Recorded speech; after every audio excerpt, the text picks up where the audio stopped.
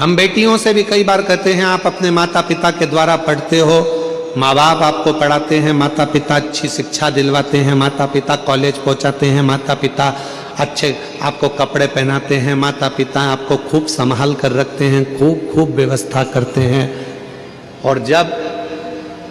आप बड़ी हो जाती हो, बड़े हो जाते हो, अच्छे कॉलेज में पढ़ जाते हो, आपकी जॉब लग जाती है, आप अच्छा कमाने लगते हो, फिर आप सोचने लगते हो कि अब मुझे मेरे माँ बाप की जरूरत नहीं।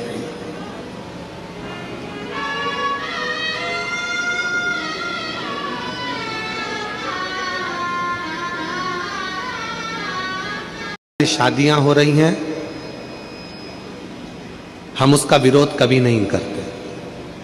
हम नहीं करते। खूब करो, अदालत में शादी करो, मना नहीं है, कोर्ट मैरिज करो, मना नहीं है, पर कोर्ट में भी जहां जहां पर बेटा बेटी अपनी शादियां करते हैं उस जगह पर एक नियम लागू होना चाहिए कि तुम्हारी शादी में तुम्हारे माँ बाप का होना जरूरी है। बाप का घर, पिता का घर, माँ का घर कोई होटल नहीं है कि तुम रहे,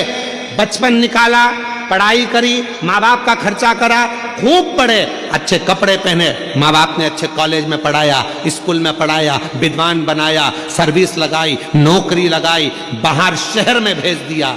और बाद में जब तुम्हारा संबंध का समय आया तो तुमने अपने माँ बाप के चेहरे पर कालिक पोंछ दी और तुम चले गए शादी करने के लिए। कम से कम एक नियम तो होना चाहिए कि जिस माँ की कोख से तुम निकले हो, जिस माँ ने तुम्हें गोदी में रखा है, जिस बाप ने अपनी पूरी पूंजी तुम्हारे परवरिश में लगा दी, तुम्हारी एक खुशी में क्या तुम्हारे माँ बाप शामिल नहीं हो सकते? क्या माता पिता नहीं हो सकते? घर को होटल मत बनाओ। घर होटल नहीं है कि यहां बड़े होगे और बाद में मन का करोगे, नहीं। प्रत्येक बेटी को नियम लेना चाहिए, चाहे किसी भी कॉलेज में पढ़े हो, किसी भी स्कूल में पढ़े हो, कितनी भी उच्च पद पर बैठकर तुम नौकरी कर रहे हो, पर कितने भी तुम्हारे फ्रेंड बन जाएं, कितने भी दोस्त बन जाएं, किसी की बॉडी देखकर, किसी की गाड़ी देखकर और किसी विधर्मी के चक्कर में ना आकर निर्णय देना कि शादी तो मैं अपने माँ बाप के कहने पर करूंगी, चाहे कुछ भी कर लो।